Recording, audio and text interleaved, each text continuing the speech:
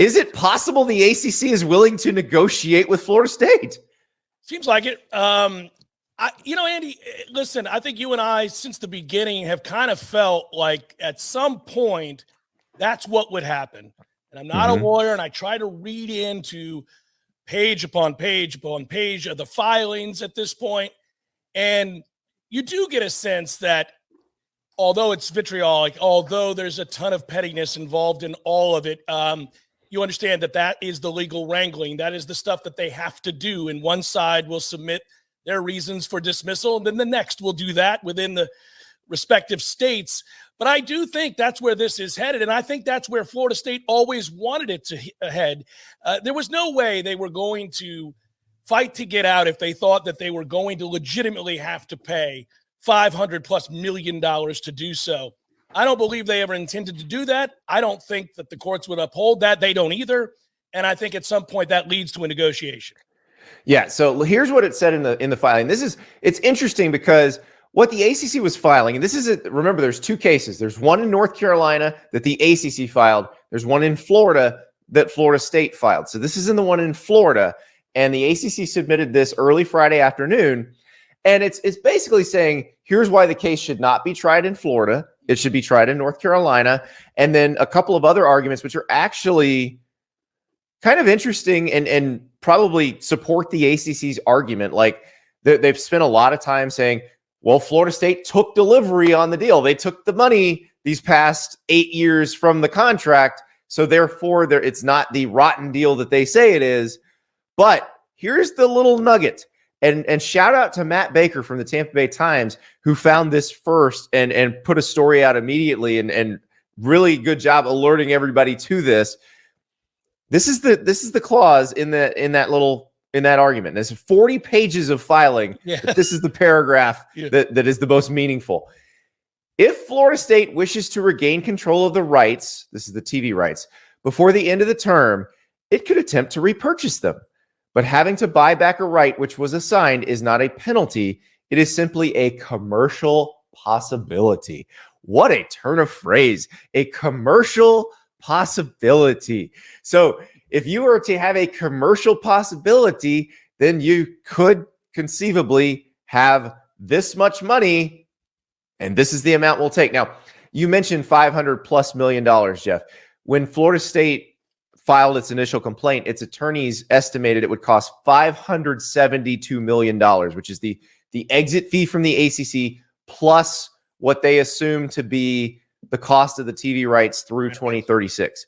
So where do you think Florida State's mind is at in terms of what a fair dollar figure would be to get out? Well, it's interesting to speculate. I have an idea based on conversations that I've had with people behind the scenes in the past, but I will tell you this, even without speculation, they've thrown around numbers in open conversations and open dialogue. In fact, at one point, Peter Collins, department chair, said that basically, chair of the board of trustees, that if this were only $150 million, Florida State would have left already. So we know they'd pay $150 million. So he basically all but admitted that. Andy, I think somewhere in the neighborhood of $250 million. I think if tomorrow they knew that was the number and they could be free to negotiate with either the Big Ten or the SEC and move on from the ACC, I think they would do it. Well, and I think this also sets up something else interesting because, like, they didn't have to put this into this filing. This did not have to be submitted in a public document, it's a public record. And because if I'm Clemson or if I'm North Carolina and I have the same goals as Florida State, I've just gone about it a different way. Now I'm looking at it like, okay, what do we have to do to negotiate this? And I would assume the ACC knows that. Yeah, and I think it's odd that if the ACC, listen, Andy, if Florida State leaves the ACC and it opens the door, as you're suggesting, for North Carolina and Clemson to do the same, the conference dead in the water. There have been people that said the conference is dead, walking around just doesn't know it yet. I mean, I thought that this would go to the bitter end to some extent, because I think that the ACC has hinted as much that losing FSU at this point, or North Carolina or Clemson, if you'd like, it's just that Florida State's been the most aggressive, is akin to dissolving the contract with ESPN. Who's signing up for that television contract without your major players?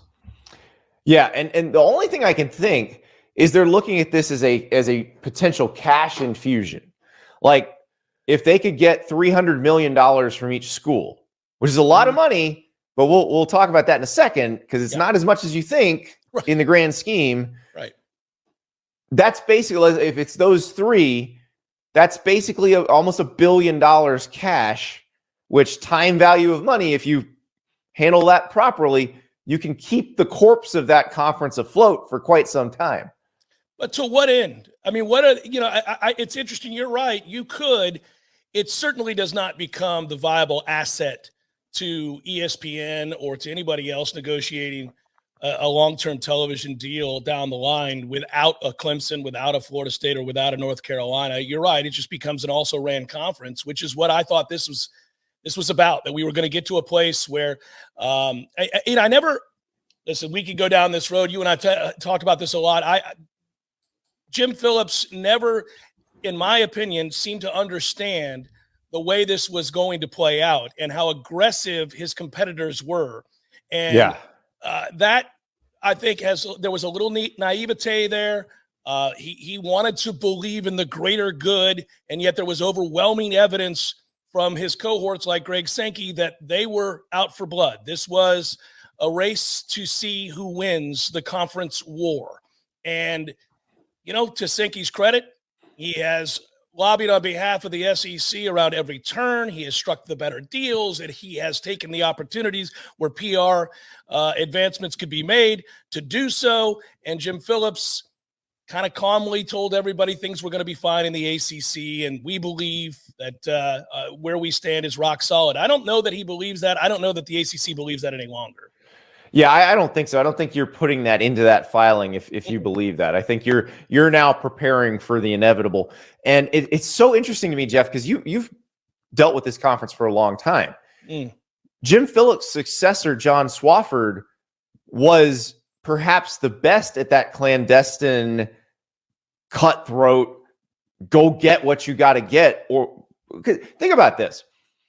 If John Swofford acts like Jim Phillips did, and Mike Tranghese acts like John Swofford did, the Big East would be a power conference in football, and the ACC probably wouldn't even exist right now. Like, that the ACC exists because John Swofford recognized that football was going to drive the train and went and got what they needed to survive. Yeah, I'll tell you this, Andy, though, where this thing turned for me, and we agree to some degree on that. That is a factual statement you just made. There are some other missteps along the way from John Swofford.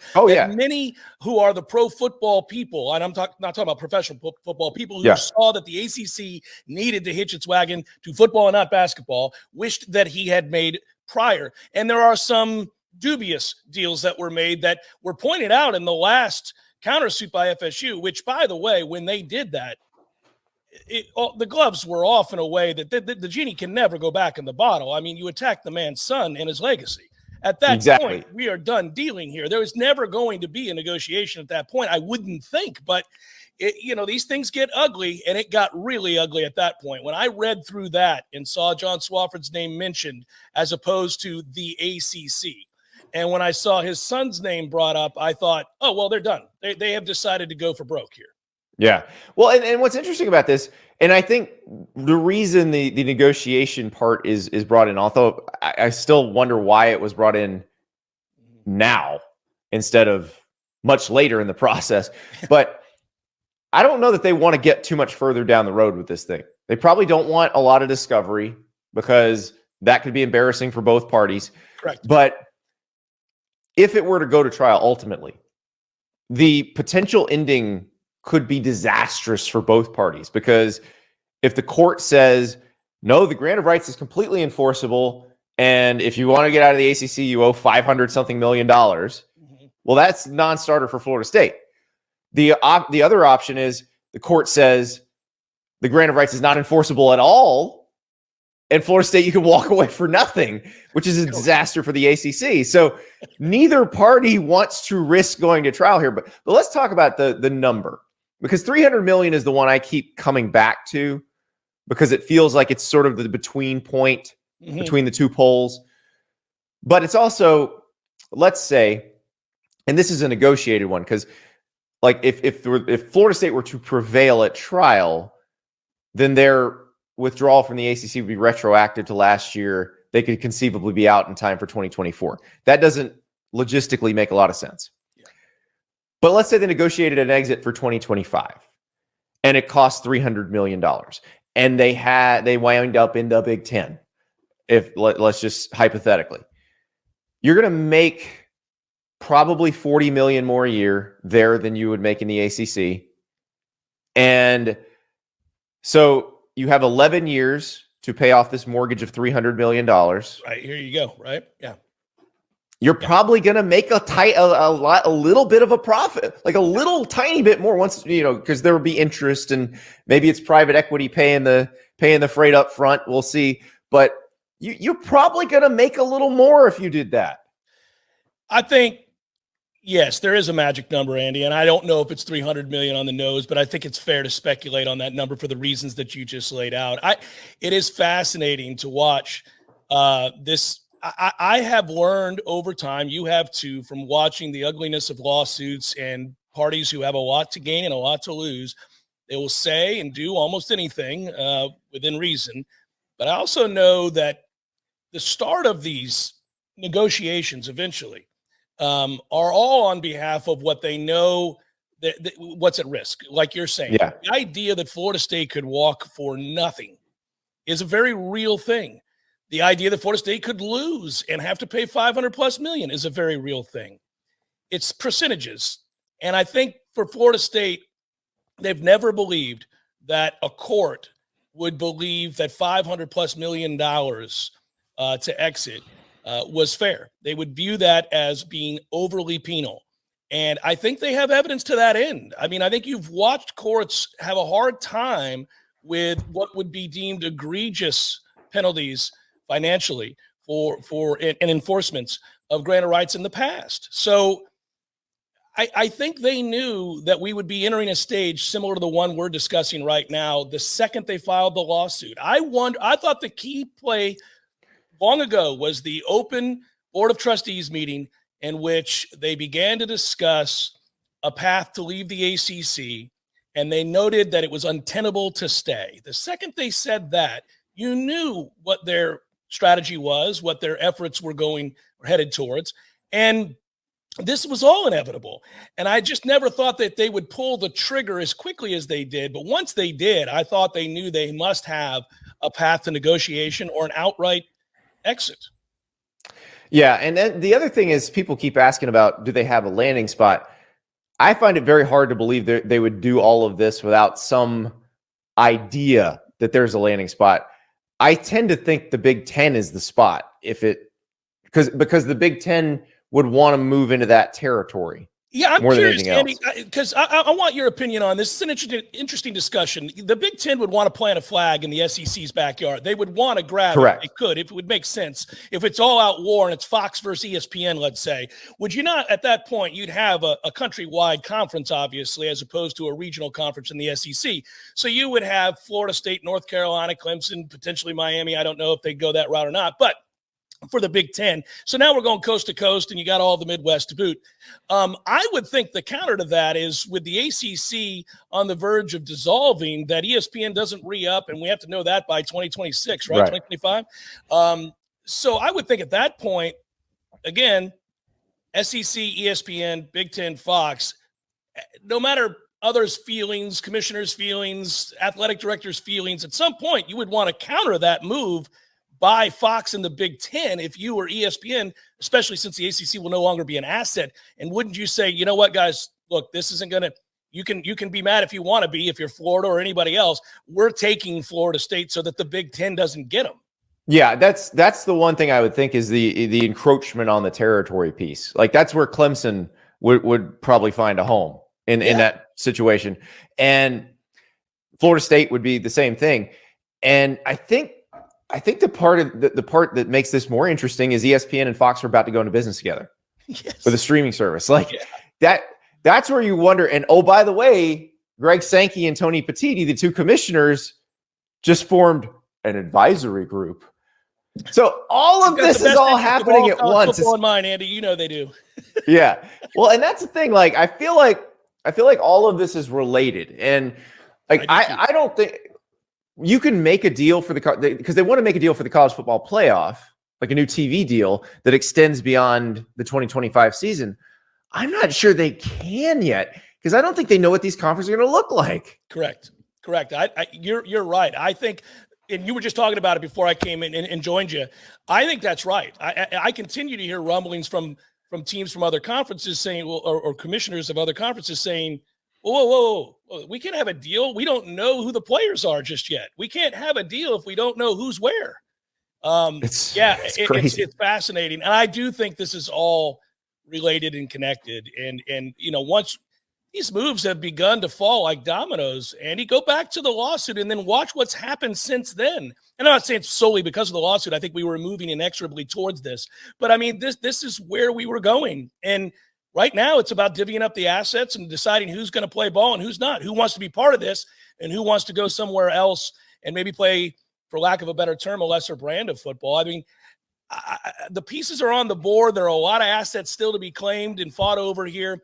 Once that's done, I think we know it's not like relegation, but I think we're going to find some teams don't want to play big boy football or this brand of football. They don't have the investment or they don't see that as their future, and others still do. And clearly Florida State, along with North Carolina and Clemson, are huge assets to any television deal that you're going to make long-term involving playoff and or super leagues. Well, especially if you're going to a giant league where most of your games are going to be in that league. Mm-hmm. Most, if not all, and you're going to stay in that ecosystem. You're not going to play much outside the ecosystem, and that's the thing that I wonder. Like, how close are we to the SEC and the Big Ten being it? And it feels closer than ever now.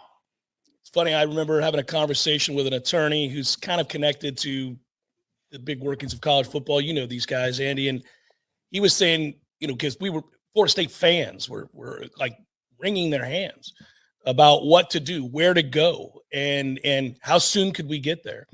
And we're talking about the value of these assets, just solely looking at programs as assets.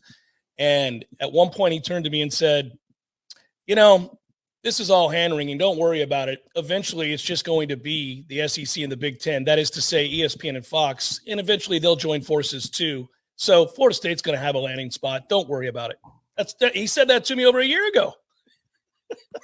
I mean, it makes sense. And when you see everything, kind of the tea leaves coming together, when you see the MAC commissioner saying, "Hey, don't necessarily believe the reports that we've agreed on a TV deal for the playoff," right, because we haven't. And yeah, because I wouldn't, if I'm them. I don't know that although I guess if I'm the Big 12 and the Group of 5 leagues and the ACC, I would want to sign up for that as quickly as possible to lock myself into some money before things change again. Mm-hmm. No, I don't disagree with you. The ACC learned that the hard way with the alliance. So, well, you're talking about the many missteps along the way, sir. These are the things that I'm referencing when I talk about the naivete of Jim Phillips. Yeah, I agree with you, sir. I think we both know where this is going. But I am fascinated to see who wants to be part of it, who doesn't, who's going to be invited, who's not. I do think for Florida State fans, that have been concerned about this, I do believe this is an inevitability that Florida State will be out. Obviously, I think 2024, they play the schedule they have. It's actually kind of a fun schedule, to be honest with you. You get to go over to Ireland if you're a Florida State fan. You get to go to Notre Dame. You get to host Clemson in Florida. It's a fun schedule.